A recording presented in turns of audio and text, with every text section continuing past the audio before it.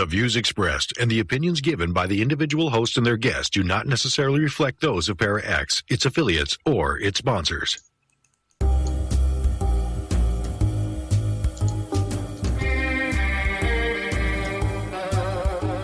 Step outside of your comfort zone.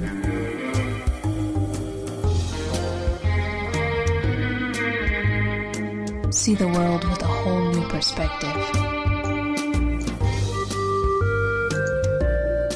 Join us and experience the unexplained on the Paranormal View. And welcome everybody right here to the Paranormal View on the Para-X Radio Network. I want to thank everyone for being with us tonight.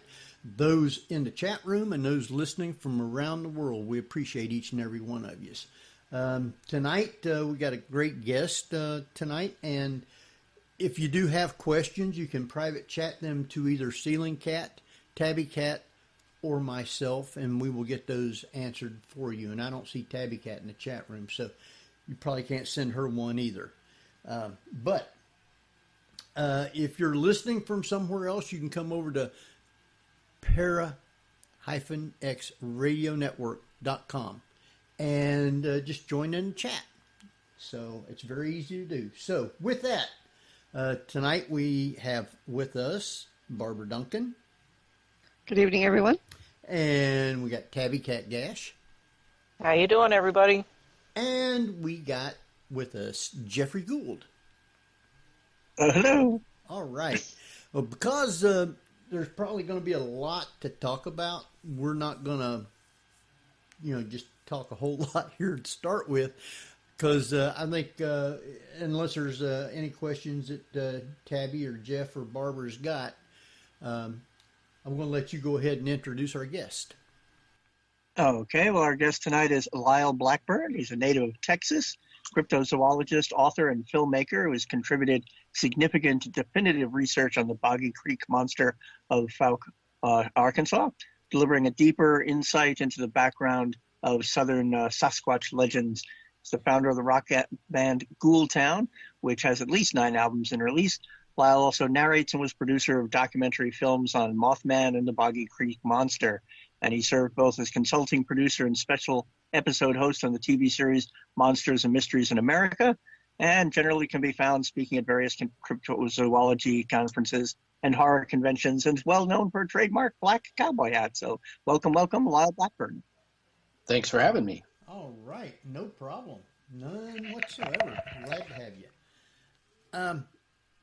I think I'd like to find out exactly what got you looking for things in the swamp. What led you in that direction? Well, as far back as I can remember, I loved horror movies, anything that had to do with monsters, when I was little. And somewhere in there, I got a book in elementary school that had stories of Bigfoot, Yeti, Loch Ness Monster, things like that. And, that really grabbed my imagination because I thought, wow, this is like monsters, but these things could be out there. These could be real. And growing up in Texas, of course, all these things seem far away, Loch Ness Monster in Scotland and things like that. But I had the fortune of seeing a movie called The Legend of Boggy Creek when I was young in a drive-in. And that dramatized sightings of a Sasquatch-like creature in southern Arkansas, only about 3 hours from where I lived. So that kind of brought it home. I thought, wow, there could be things like this out here. I grew up hunting with my father, so we spent a lot of time in the woods, and that kind of set me on that course for a lifelong fascination with the subject. And I really didn't become a serious researcher per se until I was an adult, and then I started looking into these things sort of with more of an adult view, and ended up deciding to write a book about the legend of Boggy Creek and the Fouke Monster. And that book came out, The Beast of Boggy Creek, and I got a great response from that, and that sort of set me on the path of, okay, this is great stuff, let me continue this research. And being that I'm from the South, I'm in Texas, and a lot of the places that I've visited that have phenomenon are in that area. That's kind of why I always lean towards swampy southern areas, and that's kind of prevalent in most of my books. And because I can go to those places and I can write about them, I can interview people, and that's become the focus of my research. So it's just been a lot of fun doing these things. Now, have you actually visited Fouke Swamp area? Oh yes, for countless times at this point. I was going down there prior to writing the book and going out, and when I actively started interviewing people, kind of digging up the stories and the facts and everything from the creature sightings to the making of the movie, then I did spend significant more time, going out in the swampy Sulphur River bottoms. And ever since then, I go back there frequently, more than any other place. And then, of course, I've, branched out and been all over the Deep South to similar places. But it's just my favorite sort of home place as far as research. Now, what makes the Boggy Creek Monster so different from what people today just commonly know as Bigfoot? Because I remember seeing that movie myself when it came out. All of the beauty that I could see from the stars. And from there, he would ask me all these questions. Bigfoot and with an attitude my mind problem, began to wonder, because it was, pretty scary, this critter going around and hurting people and everything else. But where does the Boggy Creek Monster differ from your typical Bigfoot? Or is there a difference? Well, I think technically there's not much difference. The movie definitely plays up the scary aspect of it, and being that some of the encounters that were first made public in 1971 had to do with the creature trying to get in the home and seemingly attacking livestock and things like that, it automatically branded that creature and almost branded Southern Sasquatch as having this aggressive sort of nature. But when you really kind of look at all Bigfoot reports and things, they're very similar. The creature here, it is described as maybe being more aggressive, even more hairy, more unkempt, often said to have a foul odor, hence like a skunk ape.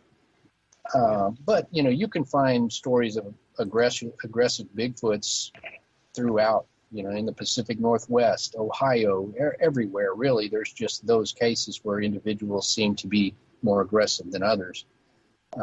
But I think what it boils down to is when a creature like that is seen near a small town, the newspapers called it the Fouke Monster, and then a movie was made and it's the Boggy Creek Monster. It takes on sort of a personality of its own, as if it's, a very unique thing. But, if you start going around, the skunk ape is in Florida, it's called the skunk ape, and there's plenty of other regional Bigfoots, the Caddo critter, the holly him, the Sharpsville monster, all these other sort of ones that have a name, but essentially they're all basically bipedal, hairy, Bigfoot-like creatures that remain unproven. Do you figure that the reason that some of these various different versions of Bigfoot, I'm using that as, just a general term, maybe the reason that they do look different is for the same reason that we here in America, even though we're all Americans, you can go into every state and have a different accent. Heck, you can even go into a state and have different regional dialects.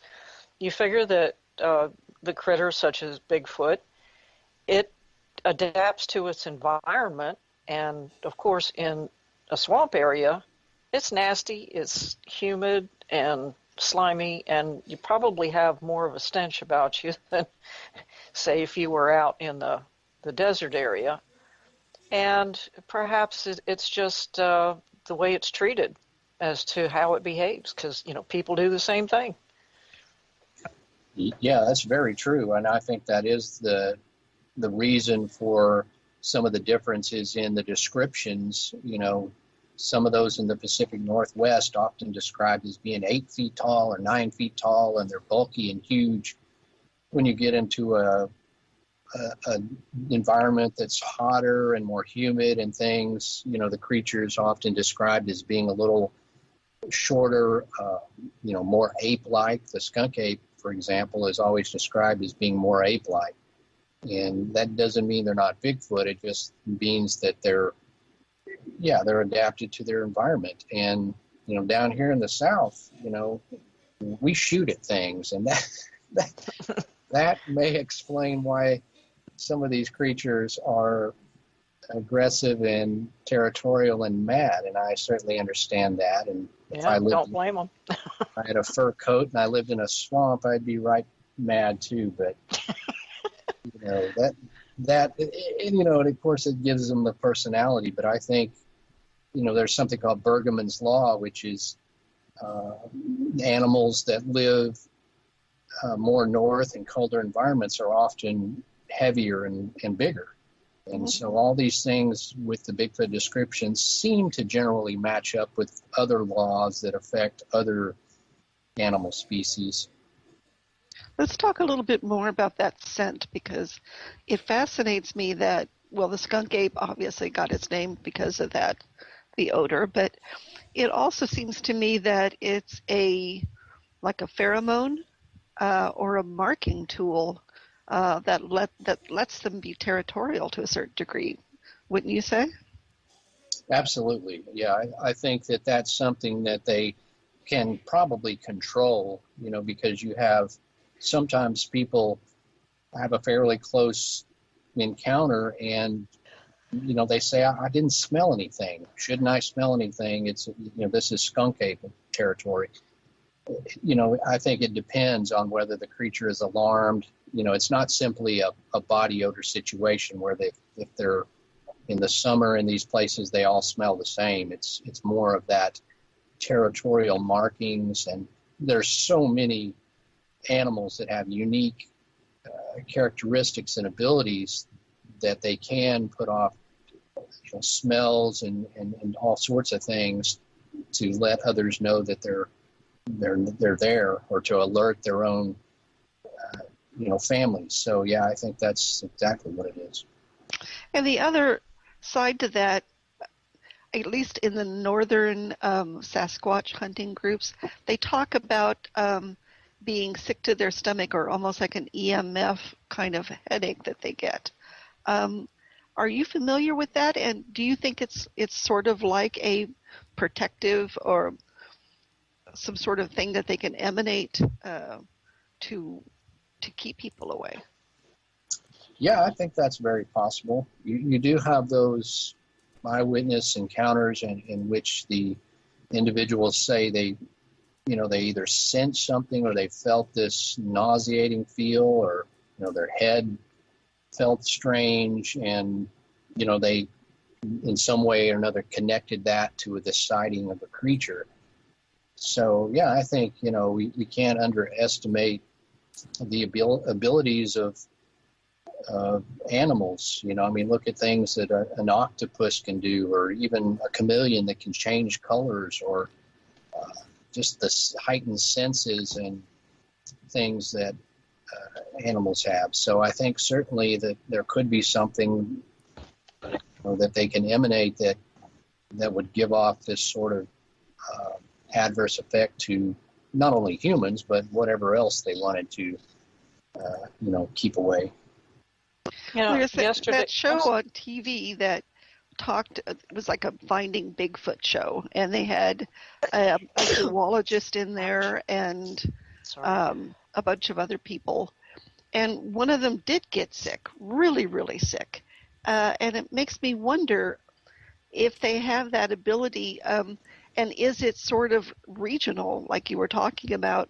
Some of them emanate an odor, and some of them emanate this kind of EMF field, it seems like, right? Right.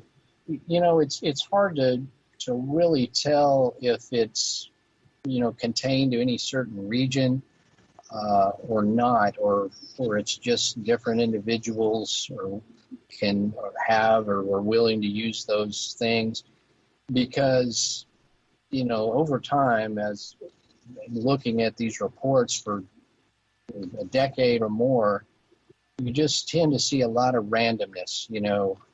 There's no one thing or one state that would have any more reports of that than, say, another one. So that's kind of the hard part about this, is there is some inconsistency in not as many patterns that could help define whether there's a group in a certain region that may have those abilities and a certain group over here that doesn't.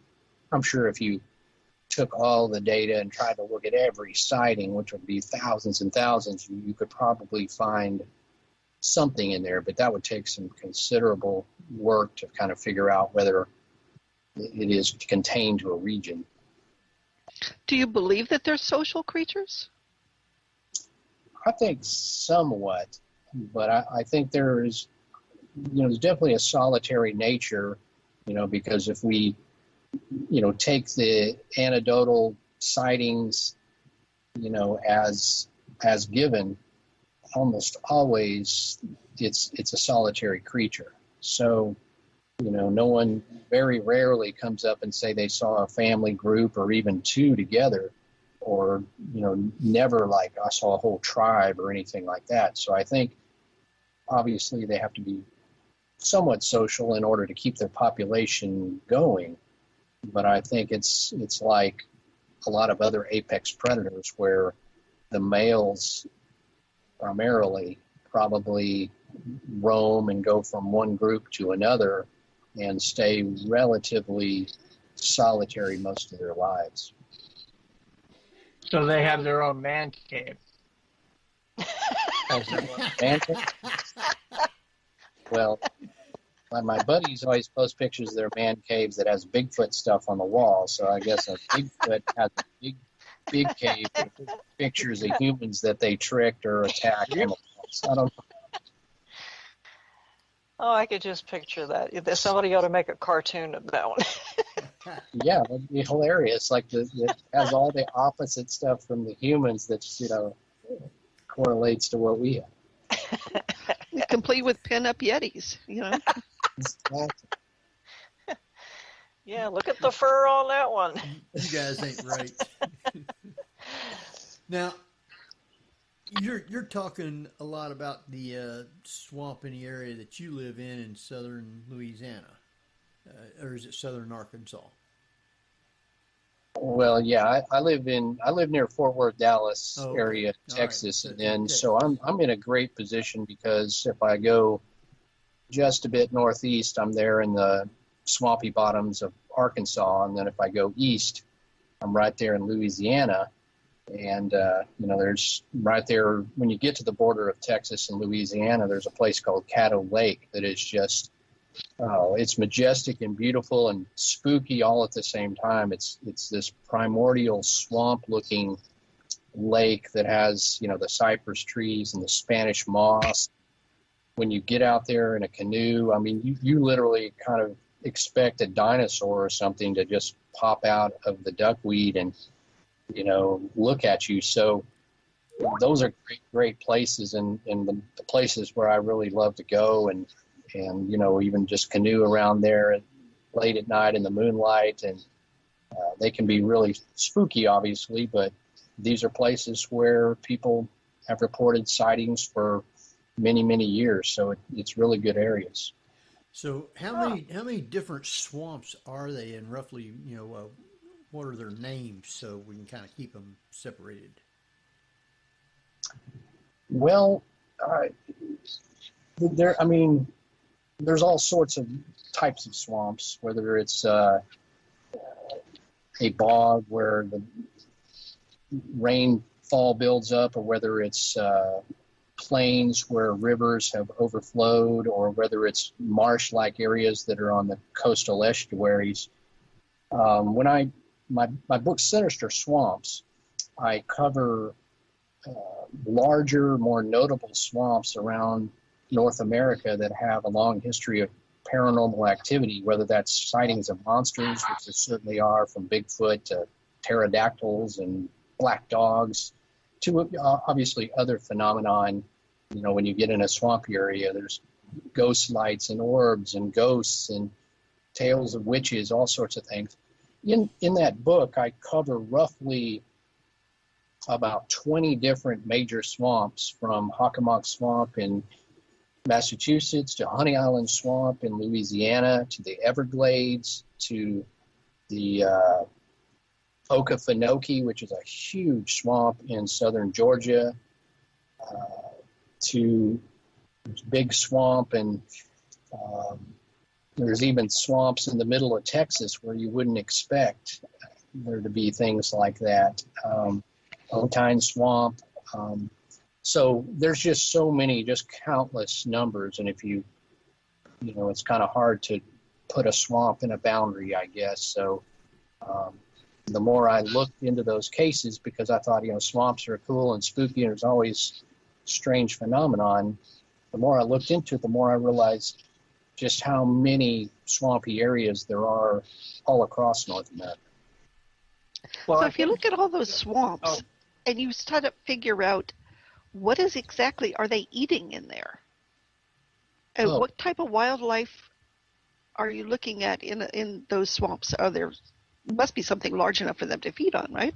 Oh, certainly. I think swamps are the most nutrient-rich places. I mean, you have thousands of, say, frogs. I mean, when you go in there at night paddling, I mean, the frogs are just so loud, and you can see them everywhere.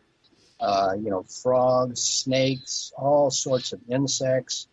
Obviously, there's a lot of water, so that gives you a lot of vegetation, you know, that could be eaten.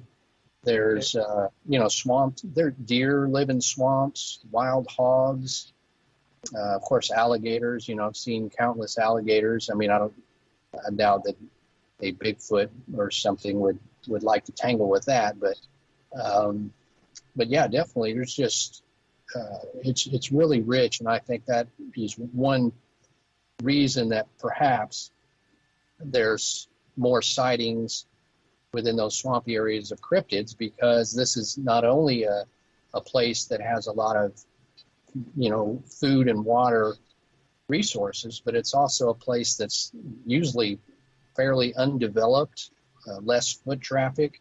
You can really get back there in remote areas that people don't go. And I think that would give them the ideal seclusion that they obviously require in order to stay unproven. Wow. Well, pretty much every state has its own swamps and monsters. Yeah, I mean, every state really, because, you know, people think about swamps sort of in terms of... Heck, even New Jersey's got its swamps. Yeah. The South. Oh, yeah, that's what I'm saying. Where I grew up, we had numerous swamps, but you really kind of had to be a local to know about them, but we, you know, as we grew up, we learned and knew where they were. Jeff, you're breaking up. Of course I'm breaking up. I'm trying to say something.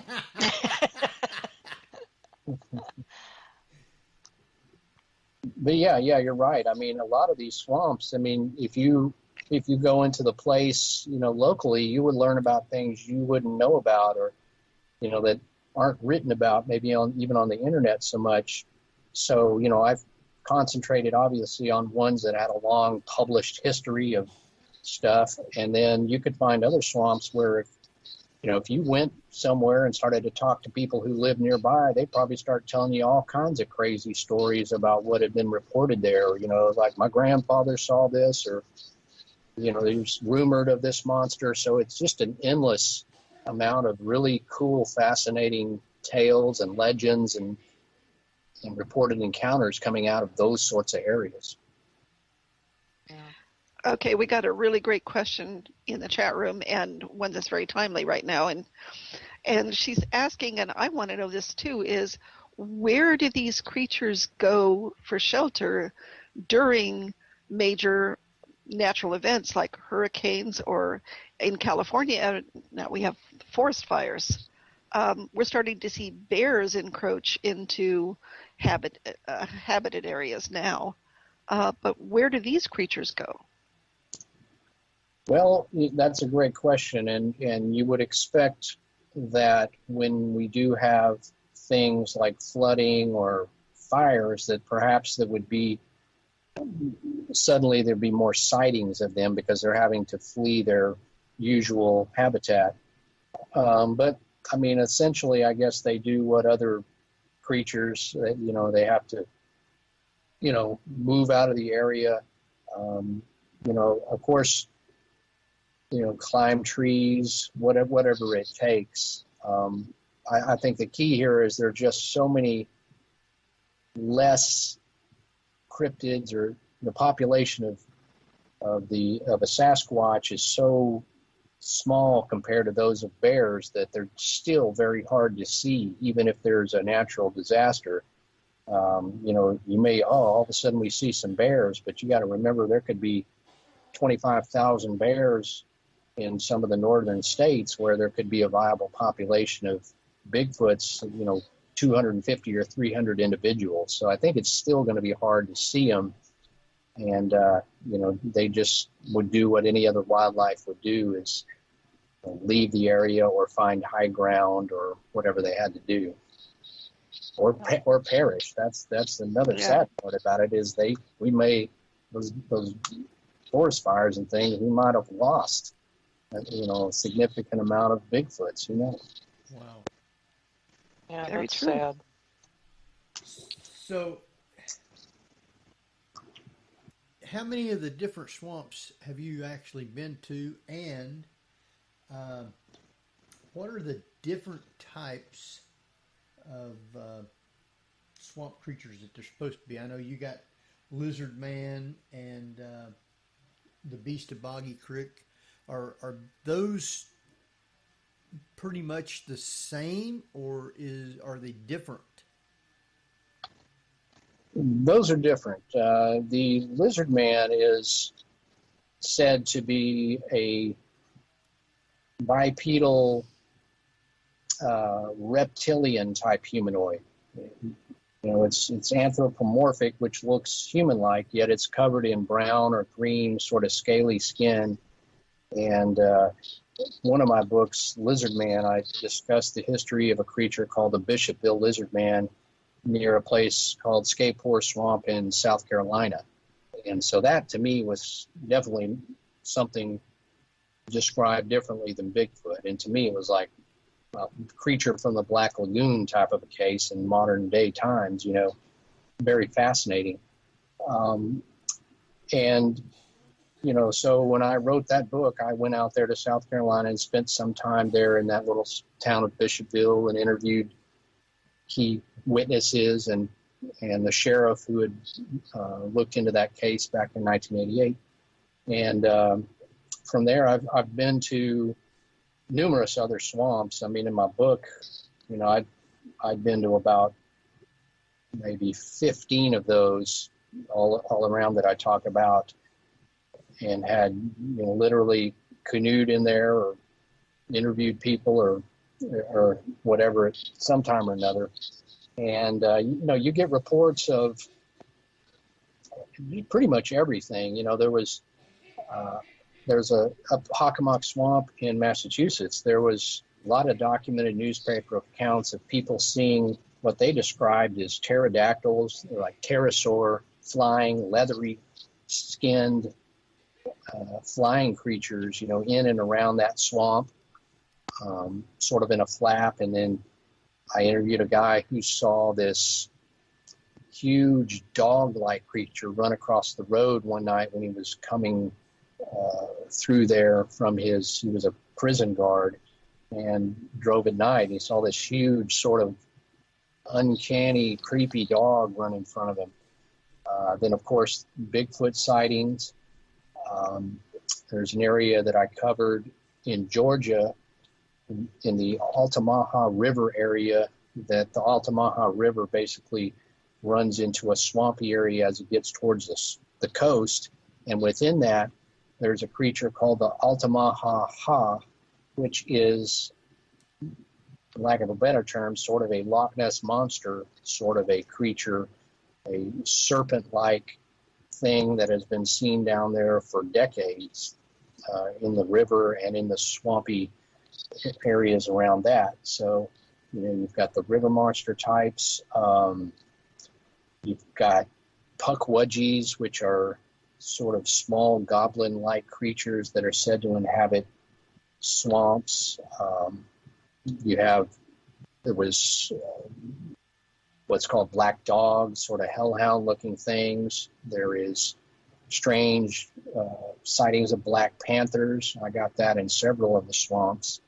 So really just no end to the sort of categories of cryptids that would be reported in one or more of the swampy areas that I looked into.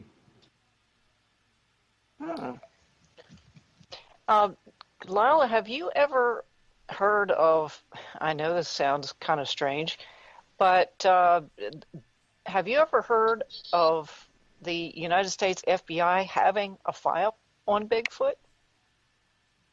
Well, I mean, that's obviously one thing that's been debated over the years about Bigfoot, because we know, of course, they've looked into phenomenon like UFOs, and conceivably, I'm sure that at some time or another, some government agency has surely tried to look into this, and probably more early on, back in in the late 60s when the Patterson-Gimlin film came out and things like that. I guarantee you they wanted to know more about that, and probably did. So I suspect that they do have some files or something somewhere which noted whatever they, concluded about it.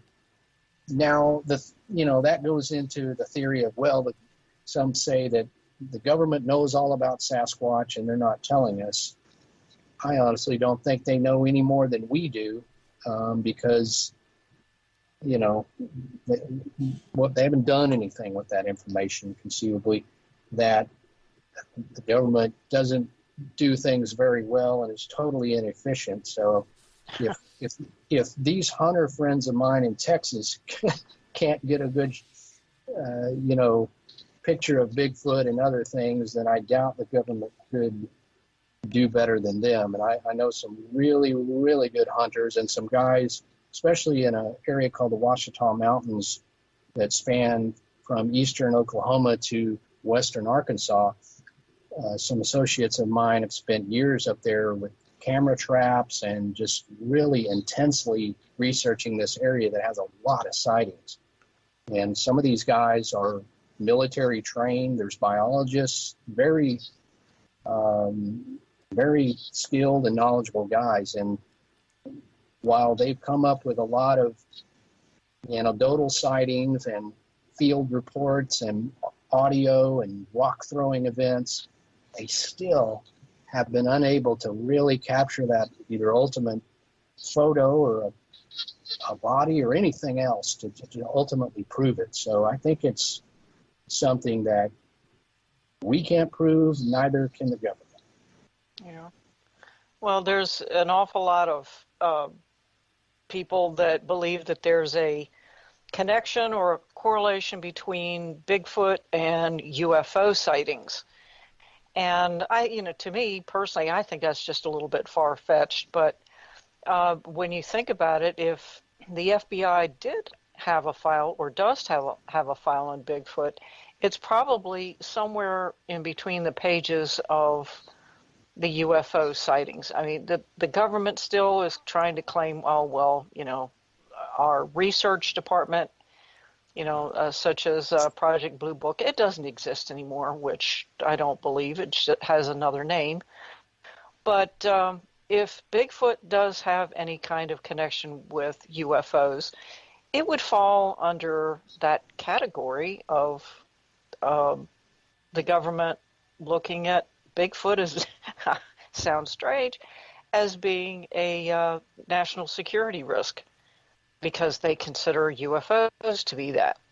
So Yeah, it would make a certain amount of sense. I mean, the government has done strange things before, so why not? Right. And if you kind of look at the golden age of this stuff in the 1970s, all of those phenomenons were interconnected.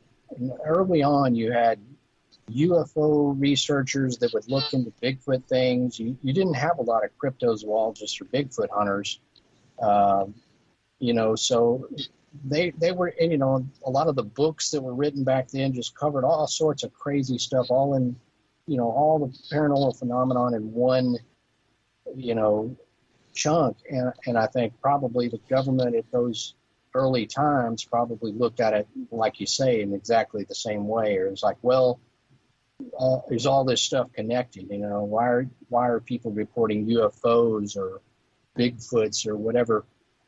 Although, in my opinion, I don't think they have anything to do with each other, because, I've interviewed hundreds and hundreds of Bigfoot eyewitnesses, and none of them say, well, I saw a UFO and then I saw a Bigfoot. It's far more rare, and in which there's some UFO phenomenon that could be connected to a creature. Now, certainly there is times where those correspond or are seen in the same vicinity, but that doesn't mean the Bigfoot got off of the craft. And the Bigfoot, just the persona and the image of it is so much, it's so man-like. It's like the apes we have here. It's like great apes.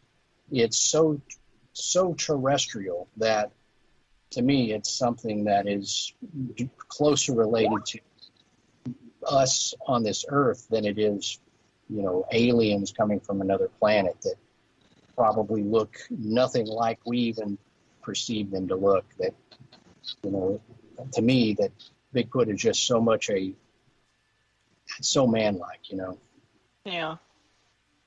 Now, have you had any of your own personal experiences with something that you really couldn't explain? Yeah, I've had a few. To start, ironically, I've seen a ghost, which I saw something when I was a senior in high school. And just to make that a short story, a friend of mine lived in a house, and he had claimed to see a ghost of a boy in the house, and his parents had seen it, and even several of my friends said they had seen this. And, it was just something that they talked about. I didn't think too much of it, but one evening I was sitting there in his living room, and just out of the corner of my eye, I saw this whitish figure about the size of a boy walk across this hallway. And I just, I turned my head and looked, and it was very quick, but it's like, wow, I just saw, I guess, the ghost. And, that kind of got me, I was interested in ghosts and all this stuff early on. So that was really cool, and it was exciting. As someone who's, been studying cryptids and so forth, I have not definitively seen something that I would say is a Bigfoot. However, there have been something vague that I saw once, and also something that has just eluded me, and something that howled at myself and another researcher once. And to be short about those, once in Boggy Creek area, we were paddling the swamps at midnight, and we heard this strange howl. At first we thought, is that the weirdest coyote you ever heard, or what? And then it howled a second and a third time, and at that point we realized, I can't identify that. I don't know what that is. And then myself and my partner, very experienced in hunting and outdoors, and there's a lot of noises that can be made from birds. Even foxes made weird noises, obviously coyotes and things. We couldn't identify it, but it stopped, and then we ended up paddling back down to where our camp was. And when we got out, pulled the canoe up, and went up this kind of hill area where our tent was, all of a sudden we hear that same howl right down there where we had pulled the canoe out just right across the water channel. And I was like, whoa. And I grabbed the flashlight and ran down that hill trying to see what it was. But, of course, whatever it was quickly moved off. And then I heard the howl again, probably 50 yards away. And then it was gone. But, you know, I can't say that that was the Fouke monster or a Bigfoot, but it was definitely big, strange, and presumably it followed us down the waterway there. Those howls are amazing, you know. And talk about communication a little bit, because I find it fascinating. Everybody has these recordings, and also of the howls, but also the knocks. Has anybody sat down and started to analyze the series of knocks and what they could possibly mean? Are they vocalizations of a speech of some sort, or of communication, do you think? And if so, is there sort of a repertoire that they have to say, like, 2 knocks, then 3 knocks, then 1 means get out? Yeah, I mean, that's a good question, and certainly one that's been looked into as far as trying to understand that if those knocks are coming from Bigfoots, what is it they're trying to convey? Now, as far as the audio vocals, the howls and things, there are some guys that will take those and analyze those and compare them to others and have files and sound waves in which they evaluate those howls as being from something we can't identify. The wood knocks, and you do get recordings of wood knocks, I don't really know of a study where they've had enough of those to really start analyzing as if it's sort of a Morse code or something that they're using. It's usually just a knock or 2, and that's about all you get. Sometimes if you knock, whatever it is will knock back, but much like most of Bigfoot, there's just not enough data or files or uniform collaboration to try to even decode any of this. And, you know, at best, we just can theorize that if that's Bigfoot making those knocks, obviously they're communicating in some way, whether that's between themselves or a warning to humans. I think probably communicating among themselves. They don't really need to warn us. I wouldn't think. It's just something that if they want to remain elusive, maybe they use the knocks. So, but again, it was rarely, if any, ever have somebody saying they actually saw a Bigfoot making the knock. You just got strange knocks coming out of the woods with no real definitive evidence to say even what's making those knocks, you know. So that's a hard puzzle to solve. You got to figure that Bigfoot are, whether it is actually an offshoot or a cousin to humans, or if it's another animal species altogether, they still have the same instincts that all animals do, even we do, when something is near and we feel threatened or we feel endangered in some way. Then your first reaction is one of 2 things, fight or flight.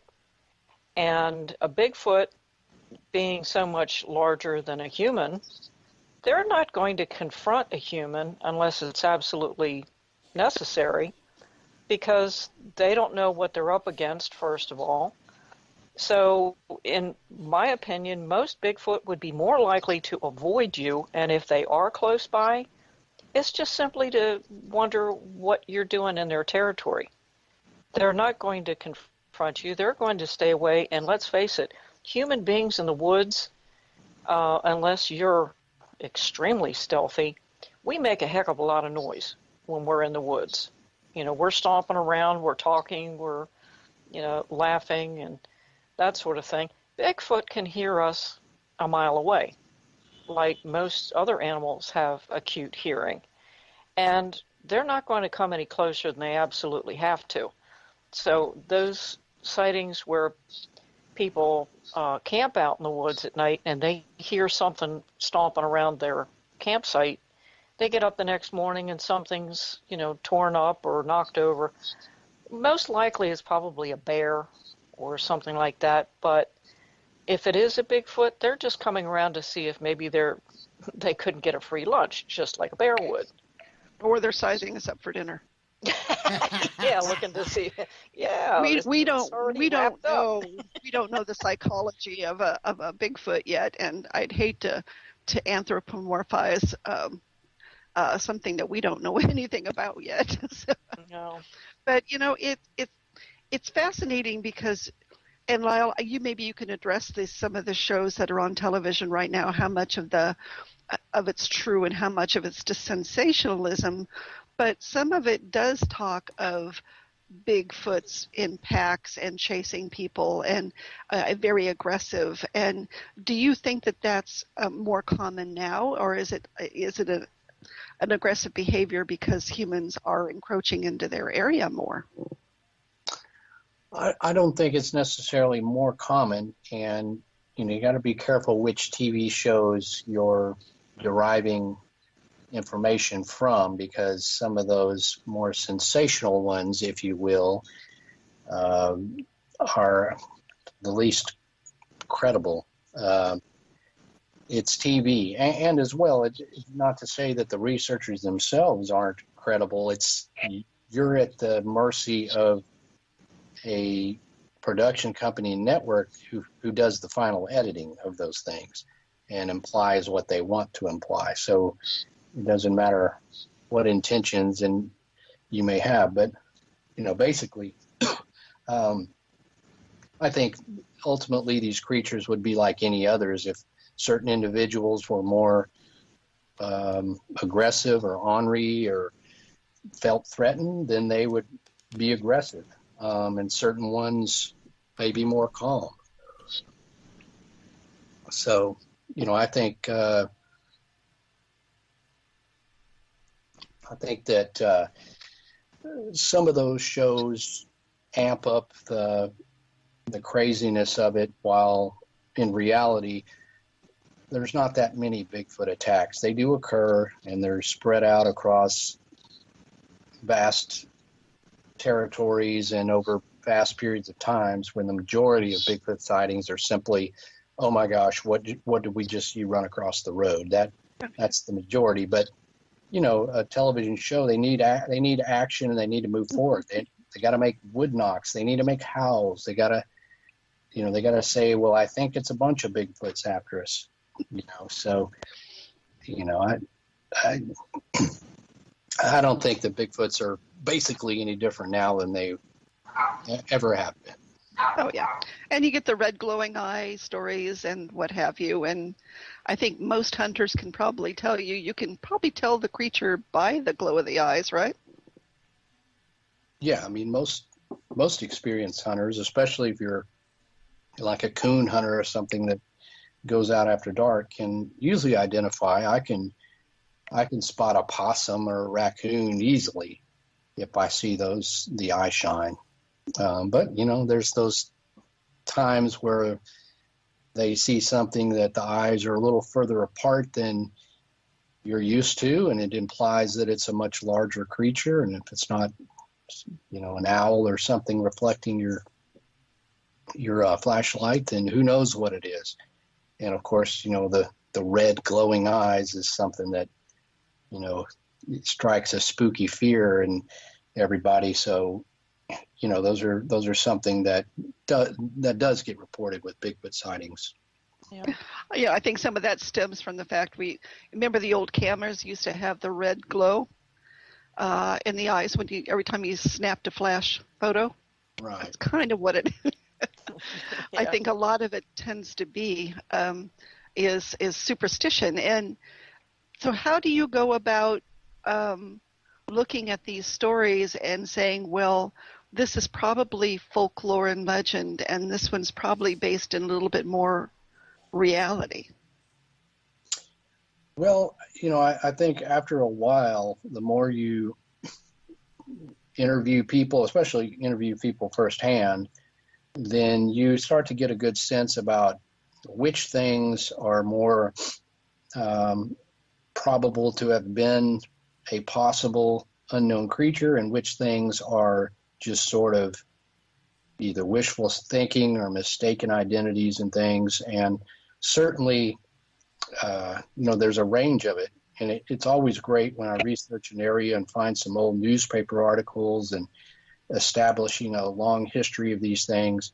But certainly you have to say, well, it's possible that without having interviewed the person myself, that person was maybe not familiar with the woods as somebody else, or, may not have been aware that a bear was in the area. So, the best thing for me is when possible, if I can interview a witness firsthand, meet that person, and really get a sense of, whether they could discern the difference between Bigfoot and other things, then, those are the ones that you could say, well, okay, there's something to this. And that's really what keeps me there. I wouldn't say that, I just believe every Bigfoot account that I ever hear. That's not realistic. But there's those ones where you interview somebody and you may get to know this person. In a few cases, I've gotten to know them. I got to know their family, the circumstances of the case, for example. One where two sisters in Florida were driving north from the coast in mid-afternoon and saw this upright, hair-covered creature just basically stride right across the road in front of them in full daylight. And I interviewed both these women. I met them, and I can guarantee you they're not lying.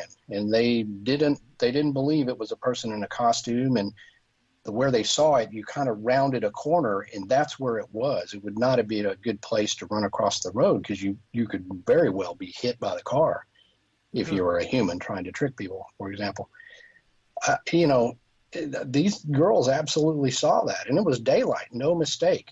And it's those kind of encounters that keep me on the track saying, okay, I can't explain that. There is something to this because these two individuals saw it. And there's others like that where I'm like, this person absolutely saw something that I can't explain. And those kind of keep you on. The ones that you feel are legend or folklore and other things are great too, because they, it's great for the story and fascinating that people see these things.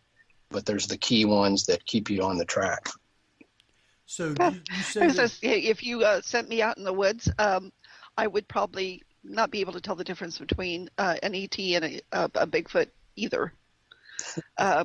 It's So with the problem, I guess, it comes down to, are you finding, like we do in the paranormal field, there's an awful lot of first-time or neophyte hunters out there that simply just don't know what they're doing and are getting all confused by what they're actually seeing? I mean, that could be, I never want to imply that I'm an expert in this because people, say, oh, well, in newspapers will interview me and then there's a story that says Bigfoot expert says this. Like, I never call myself an expert. All of us are basically, just doing our best and can't prove anything than anybody else. But certainly when you're talking about experience in the woods and familiarity with different animals and different circumstances in the day and the night, I might think if someone who's been hunting for 25 years tells me about an experience, and usually they're like, I never believed in Bigfoot. I thought it was, nonsense. But then I was in the woods and, well, this person, I'm thinking, okay, they're probably not mistaking something else because they are very familiar. Whereas if I get a report, the first time I went camping, I've never been out of the city, and I went camping and we saw a Bigfoot. They may have very well saw a Bigfoot, yes. but I probably wouldn't stake my life on that one. I would put it on what I would consider somebody familiar with the woods and everything else. So, every encounter, depending on the person, is going to stack up different as far as the credibility meter. But I do think that people are legit. They see stuff, and they're not making it up. I mean, certainly you do have those cases, but in most circumstances, they just, man, I saw this. I think it was a Bigfoot. Wow. See, that would be me. I'm a glamper. I will shut the camper door and open a bottle of Chardonnay. That'd be it. So, I can encounter ghosts, but I really don't necessarily want to come face to face with a Bigfoot. I really don't. I'm only 5'1", so something like that would be seriously intimidating to me. No, go and close the door. So you say, and I think that's what another thing is. A lot of people come up, nonchalant. Oh yeah, I saw a Bigfoot. It looked in my truck window. In reality, I mean, you just like you're thinking. Could you imagine seeing something, a 7-foot tall, hairy, rough-looking, powerful-looking thing you've never seen? Like, just think about a gorilla you've seen in the zoo, but this thing is standing upright. It would be far more scary and traumatizing, I think. Yep. There wouldn't be any sort of like, oh, well, yeah, I saw that. It would shake you up. And that's another thing. When I interview a witness and they are shaken up, even when they're retelling the story, and that's happened many times where they are literally upset. That's the reaction I feel like is legitimate, because if you saw something like that, it would be flipping your world upside down, Yeah. So you say these two women was going north on the coastal highway in Florida? Yes, they were. I want to say they were near a town called Cedar Key. I may be wrong about that. It's been a minute since I looked at that one, but they had been on a cruise, and they were coming. They docked that morning, and they got in their car, and they were driving. I don't remember where they lived at the time. One of the girls has moved all over, but they were driving, and they were going through is a very heavily wooded area, and in that region there has been a history of Bigfoot reports. They were just driving, and all of a sudden they kind of rounded that corner, and this thing just boom right across the road. Wow. And then ran into the woods. Well, like I was just saying, they immediately just freaked out, and they had the wherewithal to turn around. They did a U-turn, and they turned on their phone and were ready in case they saw it again. But you can hear them talking about it, and as they're filming, the wood line as they're going back and looking, and you can tell that this is no act. These two ladies were freaked out, and unfortunately they didn't see the creature again. And I even actually went frame by frame to look and see if I could see it in those woods, maybe looking out, but I didn't see it. But you don't often have two witnesses. Usually it's one person saying they saw a Bigfoot. This is two people, broad daylight, and we're fairly confident that it was an animal, not a person, that ran across the road. So that, and again, I've gotten that one of the girls got very much into Bigfoot because of that, because she was almost wanting to figure out, what is it I saw? I want to know more. So she started coming to different conferences, and I've seen her many times over the last 5 or 6 years since then. And I still believe these are stand-up witnesses. Her and her sister are just some of the best I have ever encountered. And if only these two girls saw a Bigfoot, then that's enough to say they exist. Wow. All right. It's time for us to take a break, and let's see, who usually takes us out? Well, after about 2 years, I think me. Okay, then, Jeff, why don't you take us out for break, and We'll be back in about 7-8 minutes. So, Jeff? Yep. You're listening to the Paranormal View on para-x.com with hosts Henry Foister, Ceiling Cab Barbara Duncan, Tabby Cat Gash, and myself, Jeffrey Gould, with our guest cryptozoologist Lyle Blackburn. So stay tuned for more of the Paranormal View after the break. Whether you're listening at home, at work, or anywhere, thanks for making Para-X part of your day. Your source for everything paranormal. Para-X. And welcome back, everybody, right here to the Paranormal View on the Para-X Radio Network. I want to thank everyone for being with us tonight, those here in the chat room and those listening from around the world. We appreciate each and every one. Remember, if you got questions of our guests, you can private chat them to either Ceiling Cat, Tabby Cat, or myself, Henry Foister, and we will get those answered for you. So with that, we have with us Barbara Duncan. Hello, everyone.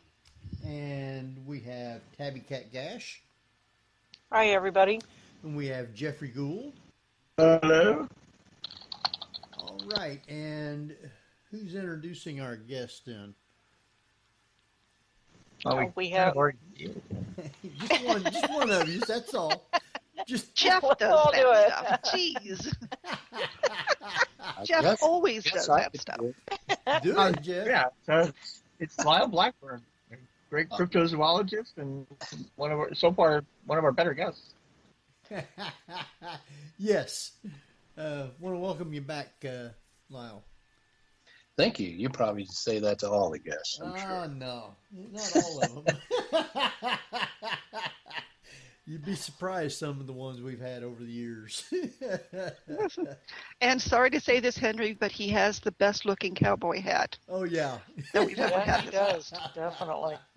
How often have you ever had a chance to meet the Booth brothers? The three of you together would be a heck of a photo shoot.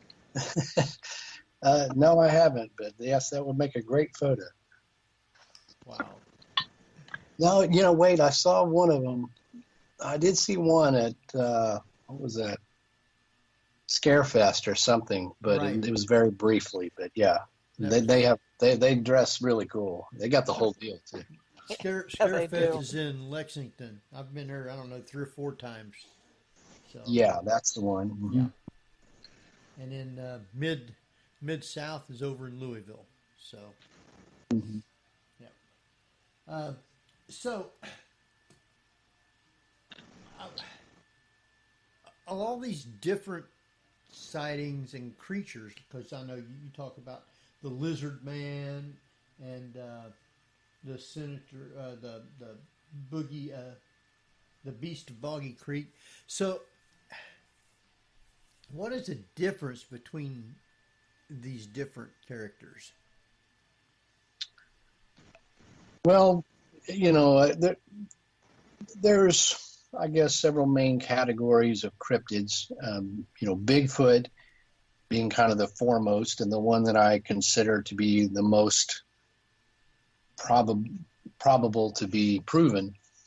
Within that, you have a lot of just regional names for those creatures, like Boggy Creek Monster, in the Ohio Grassman, the Missouri Monster, Momo, things like that. But essentially, they're all just described as, ape-like, man-like, bipedal creatures. Then you have things like the lizard man, which is more of a reptilian humanoid sort of thing, not to be confused with alligator people, which sort of, there's some legends in Florida of something that's a little bit more alligator-like than humanoid, I guess. There's dogmen, which are basically quote-unquote werewolf-like creatures, large canids that can walk upright on 2 legs. I've gotten a lot of reports. It seems like a rash of reports of dogmen lately that can come from really anywhere. There was a concentration in Wisconsin back in the mid-'80s that kind of ramped up to become the focal point, but I've had plenty of people say they've seen dogmen things in Texas and Louisiana and other places. Then you have the river monsters, which are aquatic sort of beasts, from serpent-like to snake-like, sometimes described as being Loch Ness monster, so to speak, but usually there's the white river monster, the Altamaha river monster that I talked about earlier. There's ones like that. Of course, the chupacabra, I get asked about a lot because I'm in Texas, and there's these mangy, four-legged, canid, dog-looking creatures, coyote things that are called chupacabras, even though it's a confusing term because chupacabra was originally applied to a cryptid seen in the Puerto Rico and Latin American countries back in the mid-90s. And then the U.S. media took that name and gave it to these four-legged creatures you see. I'm sure people have seen the dash cam video on some of these shows where it shows that weird-looking dog running in front of the cop. And these are things that are out there and kind of still remain to be certain what they are. Those are your main cryptids, I suppose. And then within that, you have things like black panthers, which people report quite a bit, seeing these huge black felines. And when they say panther, that's the same, basically a local colloquial term for cougar or mountain lion, of which there is never been a proven case where they are melanistic. They're not supposed to be black. You do have black jaguars and black leopards, melanistic jaguars. So when people say they saw a black panther, that is an unproven animal. So that falls into cryptozoology as well. And then sightings of both thunderbirds or feathered, giant, huge flying birds, as well as pterosaurs, which people describe as being leathery skinned, basically like a pterodactyl. It's something from the age of the dinosaurs. And, I've investigated those kind of sightings. I mean, some people in Oklahoma, 2 pairs of witnesses say they saw what looked like a pterodactyl fly over this area near Oklahoma City. And there again, those people were not making this up. And both sets of witnesses did not know each other, and they reported this thing within the same time period. One of them having seen it very up close in the windshield of their truck. And so, you just get reports of these wild and crazy cryptids of all sorts of categories. Lyle, we've got a question from the chat room. Black Cat Sharon she just recently tuned in. She wanted to know from you about the various different colors of fur and the size differences in the Bigfoot. I know that they have reported anything from black to red and all kinds of other colors. Do you think there's a variation, especially based on where they come from?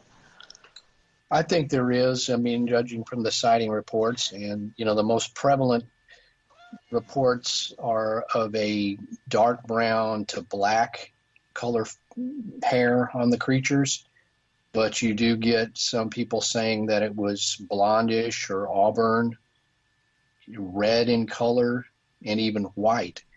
There's a famous case from where I live called the Lake Worth Monster, where people reported this hairy white sort of Bigfoot. I was in Fouke, Arkansas about a month or 2 ago, and someone there that I met reported seeing this ape-like creature that ran across the road in front of his car, and he said it looked to be the color of an orangutan. So it's red, and he actually shortly thereafter, I was out in the woods in that area, and I saw something that was reddish. I saw a shadow that caught my eye, which I looked over thinking, what did I just see? And then I saw this red-looking thing, probably about 120 yards, move very fluidly across diagonally between these trees. I don't know what that was, but it was very odd that somebody had told me they saw what they said looked like an orangutan. So the point here being that I think, like people, their hair color can vary. And of course, perhaps as they get older, they either, they get darker or turn gray, or, the hair could change colors as they go. So the inconsistencies in the hair color don't necessarily imply that this is not a real phenomenon. It just simply says that they could be very much like us. Yeah. So why do you think that there is, from what I understand, no one has ever reported finding a body of one of these creatures, or where they might have been buried in a grave or something? Well, that obviously is a problem, but there again doesn't necessarily say that they don't exist. But the best thing we can say is that with the very few numbers of the population of these creatures, it is extremely hard to find a dead one, because, we go back to the old adage of how many times have you run across a dead bear, which is quite true. Most, even my father's hunted for years, and people I know have hunted East Texas, where bears occasionally, black bears, do go. And, if I just say, have you ever seen a bear? You ever seen a dead bear? You ever seen a track? Most of them are like, I think I saw a track once, never seen a dead one. Again, the bear population quite far exceeds those of what Bigfoot would require to be a viable population. So I think maybe it's luck, or, it's not to say that somebody hasn't come across the bones. I had a guy who had a really weird case of a guy who said back in the 1970s, he was down in the Trinity River bottom south of Dallas, and it was pretty wooded back then. He said his dog came up from the river, and in his mouth he had a leg, which was from the knee portion down all the way, had the foot. It was these bones covered with some hair of this huge, he said this wasn't a human. This looked kind of like a human bone, but it was huge. He said, I never thought about it until many years later, till I saw Bigfoot shows, that I thought, well, maybe it was a Bigfoot bone. So, of course, he had called the cops or something, and they came out and just, I don't know, and he never knew what happened to it. It got out of his hands. But again, he may have found legitimate bones of a Bigfoot, but, now they're lost. And it's not to say that some hunters haven't passed by and thought, there's a femur of a cow, and just walked on by. So there could have been bones found, or pieces of a dead Bigfoot, but if you didn't know what you were looking for, or weren't specifically thinking, I just jackpot, I found, if you didn't find the head or something, then that would explain why we don't have bones, I guess. I'm often curious as to, watching all these television shows, you see the people making plaster casts of footprints. And of course, they refer to them as a Bigfoot footprint because of how huge they are.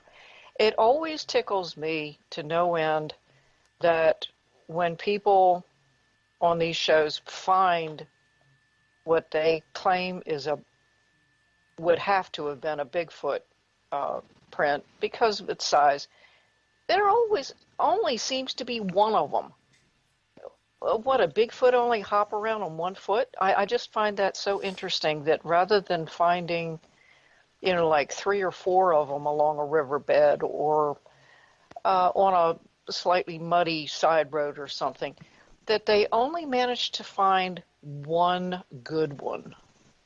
That tickles me. It really does. You're right. In most cases, that is. However, there are a lot of cases where a trackway was found, and there could be, there may be only 3, but there could be 20.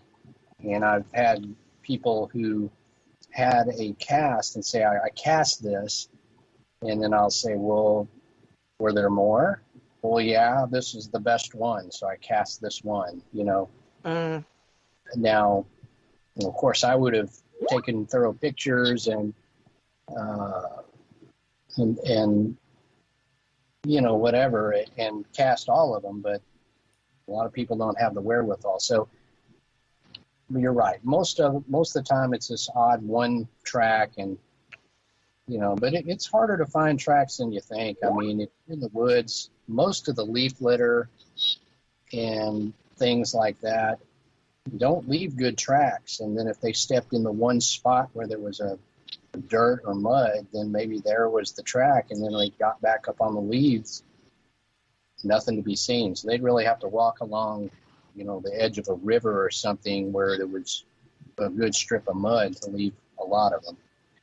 So. Now, Lyle, I wanted to get your take on what I see as seems to be a new approach to finding Bigfoot, which is the taking DNA samples from the water and trying to discover what animals are drinking from it, urinating in it, etc. And do you think that that's probably going to be a good breakthrough for finding some of these cryptids?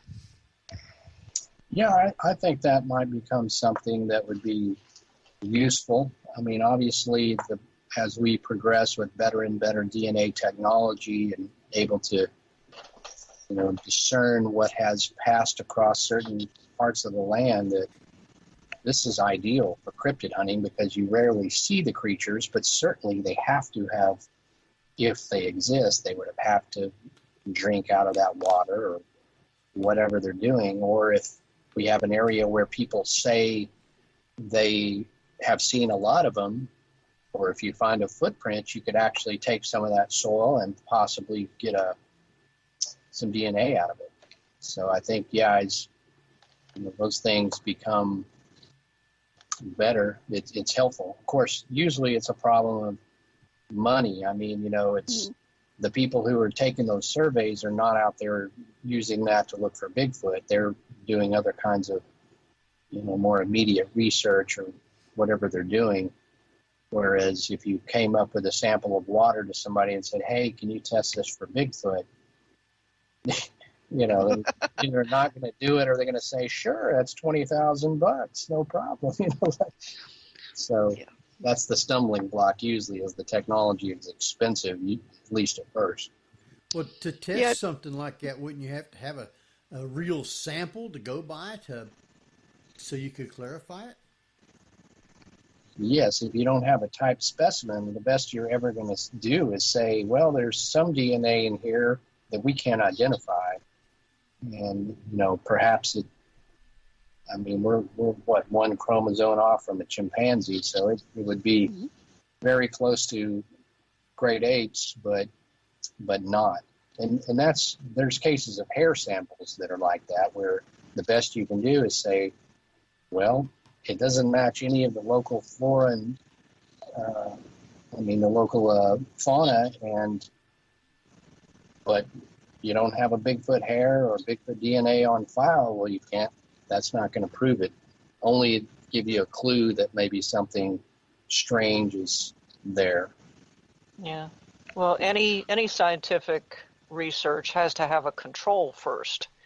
Yeah. And so if you don't have something at least to compare with, how are you going to know if it's a Bigfoot or if it isn't just a degraded sample or a contaminated sample or something like that?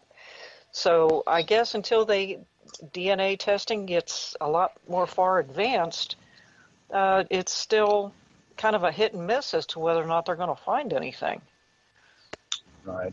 I think ultimately, without a body at this point, it's just nobody's going to accept any thing short of that is proof. I mean, you know, I don't care if it's a very clear picture. Somebody will, you know, will say that's hoax. You know, I mean, the CGI capabilities we have and Photoshop and everything else is so advanced that, you know, even the DNA thing, without that sample. So I think if Bigfoot or any of these other cryptids are to be proved, we're going to need bodies. That doesn't mean I'm advocating to go kill one. I'm just saying that's the reality of proving these at this point, probably.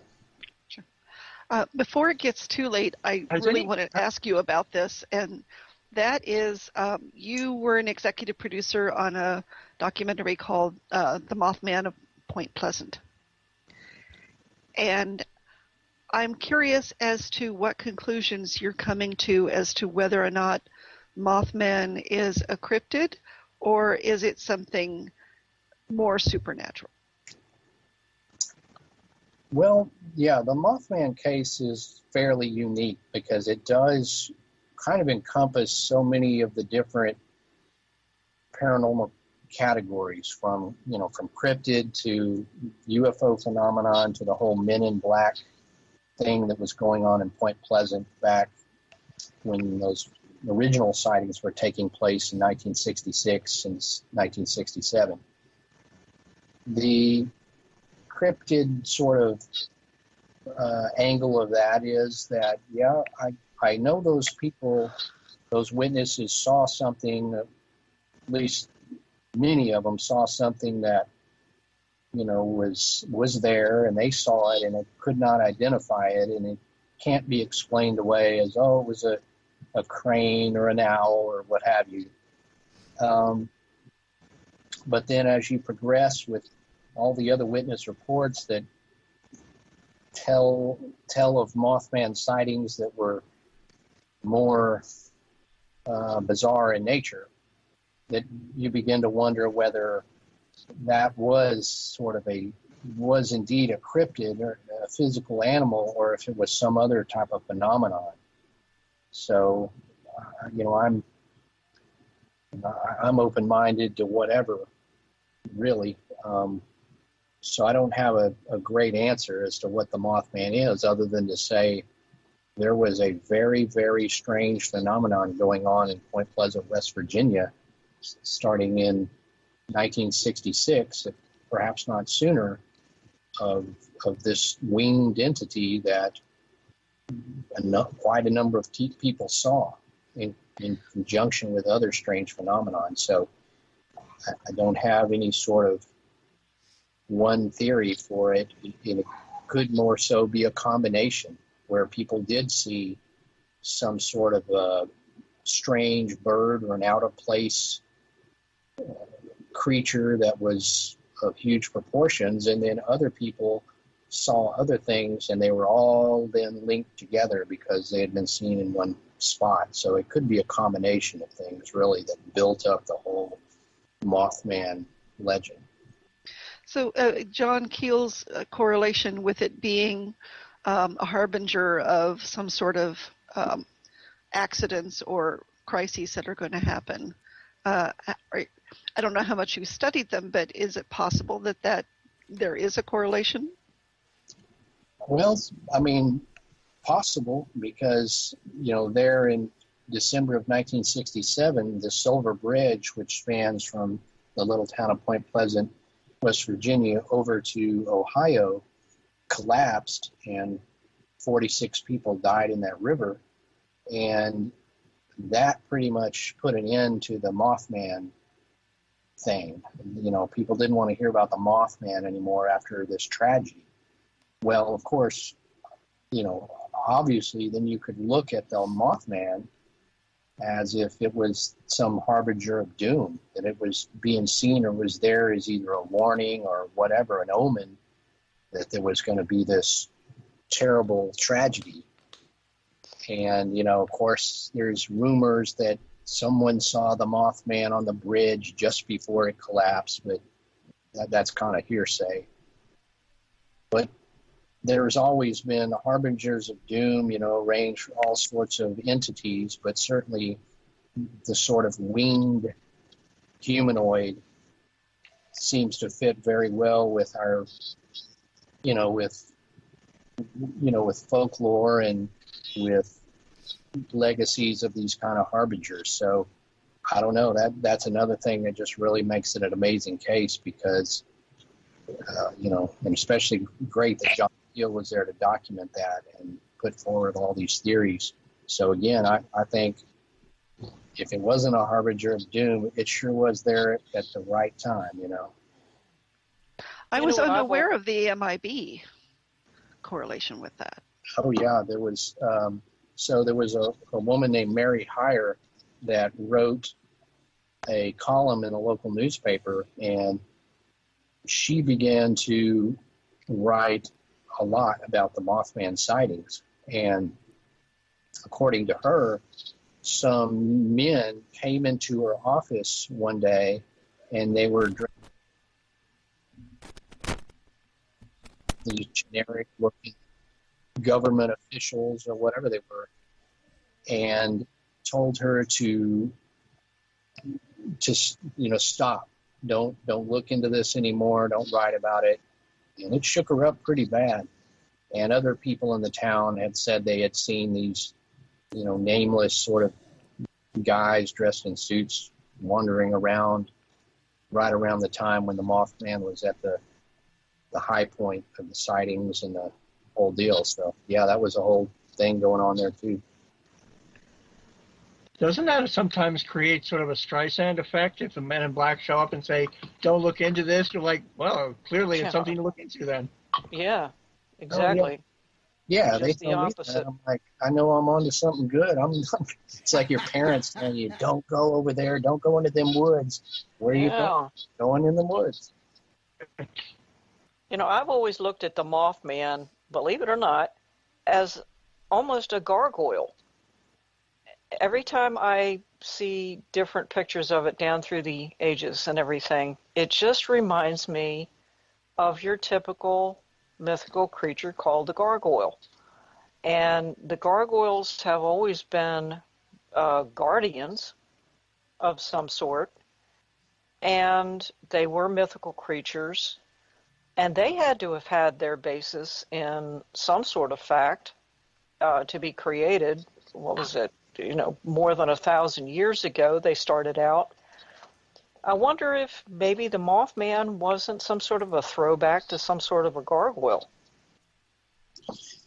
Yeah, I mean, you can always kind of look at, as they say, everything has a grain of truth, and the gargoyles, conceivably came not from complete imagination, but perhaps from something that one of those first artisans or architects had seen that inspired that, what we know as gargoyles. So, it could be a similar or same phenomenon that was being seen there, not necessarily the same interpretation of a gargoyle that's on a French building, but perhaps something that, very much strikes a resemblance to that. So, not to mention that other people have seen things occasionally that they report as being gargoyles. I see published reports about people comparing what they saw to a gargoyle. So it's not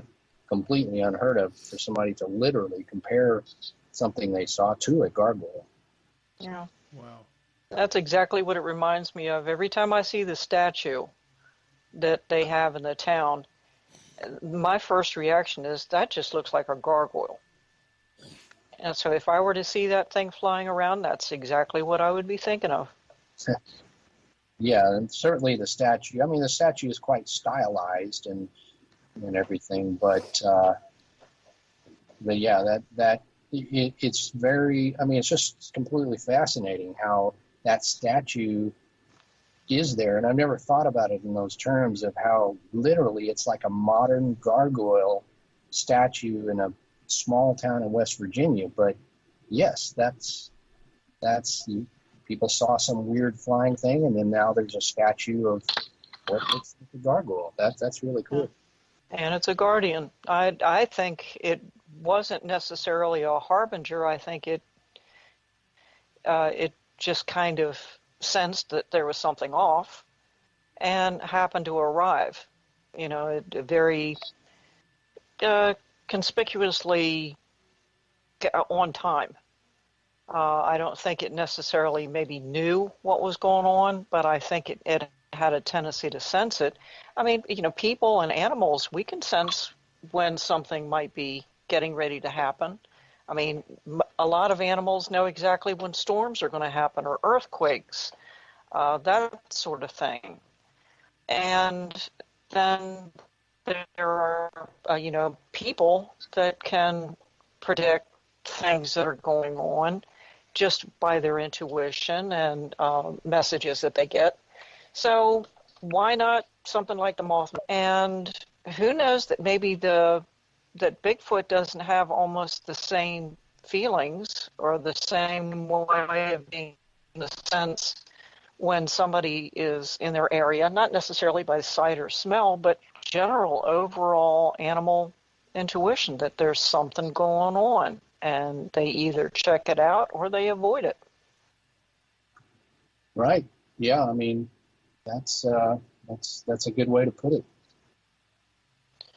Now, earlier we were talking about the various different forms of communication and brought up that some people feel weird in an area where they think that Bigfoot might be, whether it's a feeling of dread or they're getting headaches or something like that. There have been a lot of case studies on animals who use different sound waves in order to communicate. And one of the ones that I noticed that they claim now that T-Rex had, that our modern day Australians have, is that ability to give off that low drone vibration. And we see it in the crocodiles, especially when they're in the water, because it bubbles up when they do it. Now, we can barely it, they can, but we can feel it. So I wonder if maybe the reason that people feel weird in the woods and get this almost nauseous feeling is because Bigfoot might be giving off vocal waves or vibrations that we don't necessarily, but we can feel. And that might be a way of their communication. Yeah, that's very, very true. And that's why I think a lot of times we underestimate the capabilities of amazing animals. We're quick to say, oh, well, it must be supernatural. But, I know that,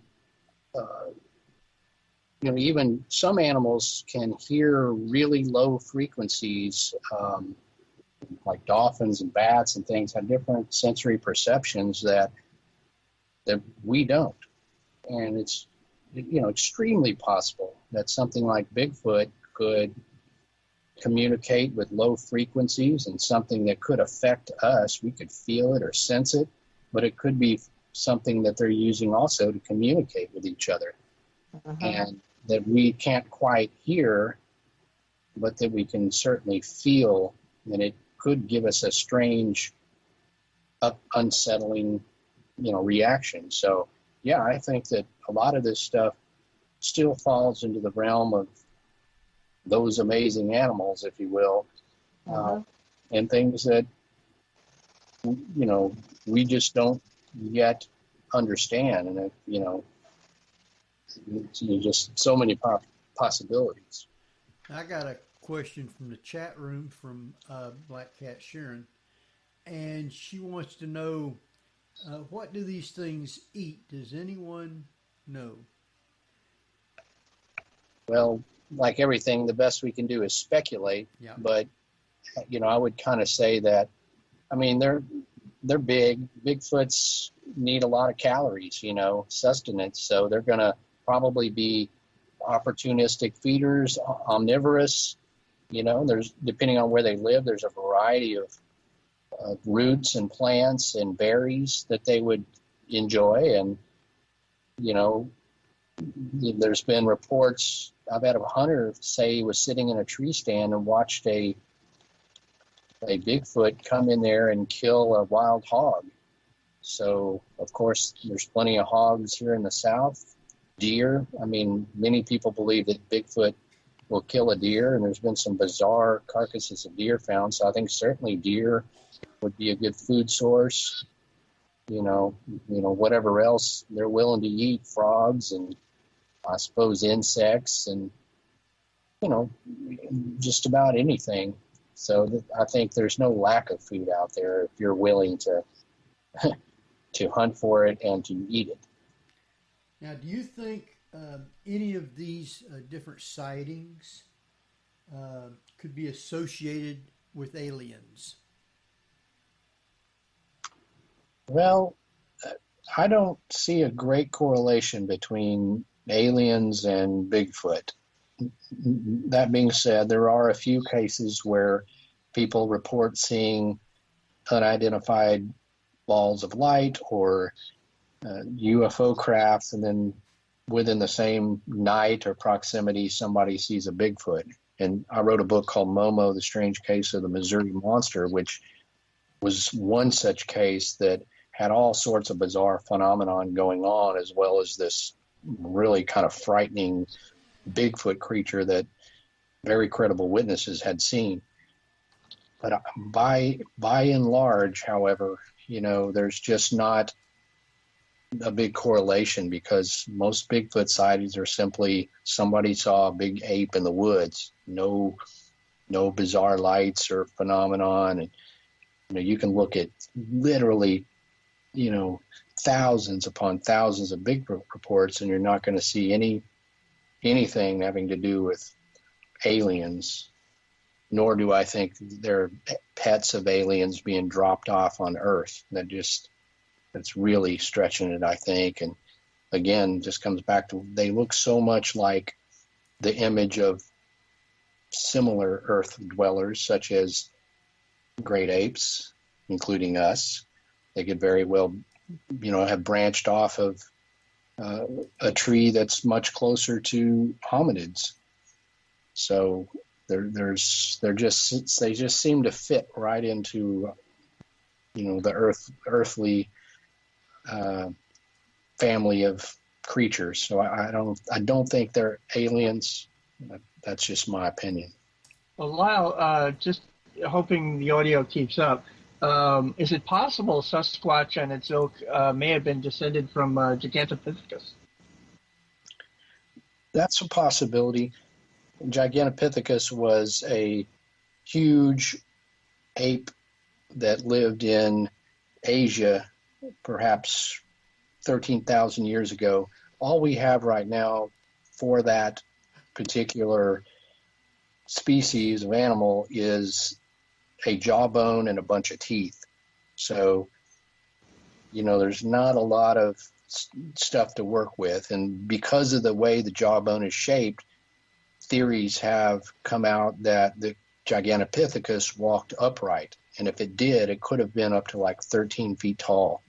And if the creature had come across the Bering Land Bridge to North America when that was, not underwater, then that might explain, the presence of apes in North America. So it's a good theory, but again, it's a lot of speculation because we just don't have much in the way of fossils, which also coincidentally answers the question of how come we don't have any Bigfoot fossils. Well, we know Gigantopithecus lived, and we have one jawbone and a bunch of teeth, and that's just because we were lucky and they were found in a cave which preserved them. So it's just because something is here doesn't mean they're littering the earth with fossils that are easily found. So I don't know if you've seen it or not, the photograph from the Danteloff Pass group. Oh, yeah. Showed a photograph of what they believed might have been a Bigfoot. I don't know if you've seen that or not, or whether or not you want to comment, or whether or not a Bigfoot could have done all the damage. That was a television show that co-opted a photo that had nothing to do with those people. They didn't take that photo. Really? Okay. I believe from Ivan Marks. That was just TV hullabaloo that puts this together. It's unfortunate because some of those television shows are seen by so many people that it becomes now, something that's widely thought of. Of course, that doesn't mean that there can't be a theory that maybe a Yeti or the Almas Russian Bigfoots didn't get them, but simply that TV show made all that stuff up about the photo. That's incorrect or fake. But I don't think that was caused by Bigfoot. From what I've read and seen, that it's very much, you're talking about governments and military installations and things over there that people come to an untimely end if they get around those things or too close. Not to mention they're in just an inhospitable environment to start with. That I don't necessarily think that Bigfoot is the answer for what happened to them. It's certainly the brutality of the attack. I certainly don't see that in anybody who says they come across a Bigfoot in the United States, at least. Yeah, it is. It would be a wild exception to the majority of the sightings that, I think if those creatures were that aggressive, or where there's one, there could be others, that we would have seen some massacres, that have come before and since, and we just don't see that, we just don't. Are you familiar with, are there any First Nation folklore of Bigfoot? Yes, there is many stories that most of the tribes tell about some sort of what they would call hairy man or forest people or lost giants. There's words that we've translated from Native American languages and extrapolated from their stories that we think, they could very well be talking about a Bigfoot. And of course, when you get into Native American stories, it's often hard to tell what they consider a spirit animal or something that's ethereal and what is a actual terrestrial, creature. But there's enough there to suggest that certainly there's something to it, and there's some cave drawings of what's called hairy man, and those do very much resemble a Bigfoot, and those, were long before anybody had ever coined the term, or even Westerners had even been over here. So, and then if you talk to, I live very close to Oklahoma, where there's a lot of tribal folks up there, and, they will tell you that, oh yeah, we know they're here, we're aware of them, we respect them. They have a different view of Bigfoot than Westerners do. And so, yeah, there's a support from Native Americans that suggests these creatures have been here all along. Wow. And then, of course, in Oklahoma right now, isn't there some county that has a Bigfoot hunt going on? Yeah, the Oklahoma in the last several years has really realized that Bigfoot is great for tourism, and that is part of that. At first they kind of didn't word it right, even though they said we're not advocating a dead Bigfoot, we want proof of one, a live subject. They had to come back and kind of correct that. Look, we say hunt, but we mean hunt for evidence. We don't mean like hunt one, please. And, part of that is good fun. Oklahoma is a place that most people don't, connect to Bigfoot, but there is some really, really good sightings that have occurred in the eastern portion of Oklahoma. And I mentioned earlier about the guys I knew that had been researching up there for years in the Ouachita Mountains. And, I've written in my book, Beyond Boggy Creek, I write a lot about some of the Oklahoma history. It's a great place, but, they've really had a lot of fun now with the Bigfoot. And so, that's just kind of comes with the territory. But I always say, hey, it's better more Bigfoot than less Bigfoot. So it's all. Yep, exactly. We've already killed off enough animals just in the last 50 years. So many of them are on the brink of extinction and everything because of big game hunting and just plain sport or just encroachment on their territory. And, it's a shame that maybe one of these days they will find the body of a Bigfoot, but by that time it'll be extinct because, we've just taken over everything that they have. That's a shame. And I have a very light question. What is the plural of Bigfoot? I mean, Bigfoot and Sasquatch, I cannot figure out what the plural of those are. Big feet. That is a debate not unlike whether a Bigfoot exists. It's, the chicken or the egg. Is it the big feets, the big Sasquatch, the Sasquatch? Is it?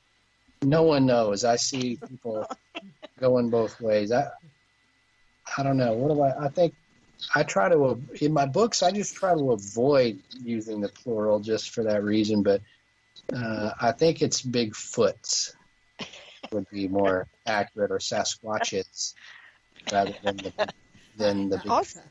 I'll go with that. But technically, I mean, if it has one big foot, then the other foot is big, so it does have big feet. Yeah. Our time is running right on down. I got time for probably one more quick question from somebody. Is there anybody in the chat room that had one, or one that you guys got? It's Bigfoot. Lyle, is there any one particular place here anywhere in the world that you haven't been so far to search for Bigfoot that you would really like to go to?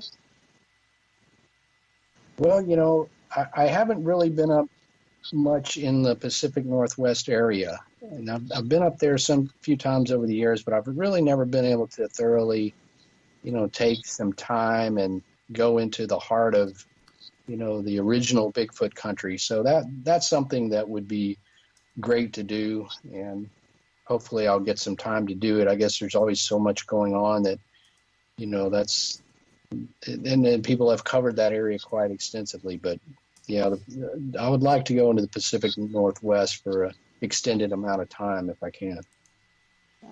I wish you luck on it. Mount Shasta, there's a lot of caverns in there. Yeah, it's beautiful up there.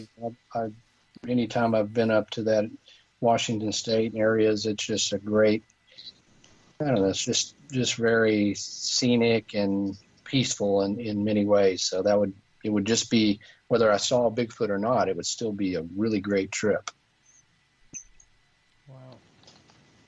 All right, our time is dwindling right on down. I want you to take and give out your sites and how people can follow you and all the good stuff, and then stay on till after we're off, and then we'll thank you. All right. So if you want to find out more about my books and the films I've been involved in, just visit lyleblackburn.com, and that has links to all the appropriate destinations. My books are available at my online store, and they're also available on Amazon in ebook, paperback, and some of them in hardback, and one of them now in audiobook. So if you would like to see the other Small Town Monsters movies, you can search the Amazon Prime Video, just search for Lyle Blackburn, and all those will come up. So thanks for having me on. I really enjoyed the conversation. No problem. Thank you. Appreciate it. Thank you, guys. Now, Tabby, why don't you let everybody know or Jeff, which one of you guys has that info for next week? Tabby. Okay. Tabby?